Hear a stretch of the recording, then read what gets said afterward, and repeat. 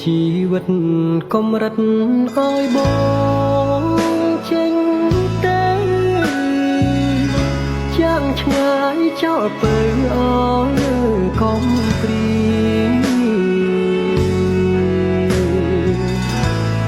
ដំណងទឹកភ្នែកជ្រែកក្តីវេទនាបងលាសិនហើយណាចរណៃ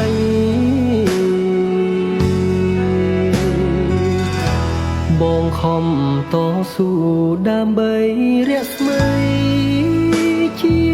វិតស្លាប់លូមិនគិតទេណាពើស្រី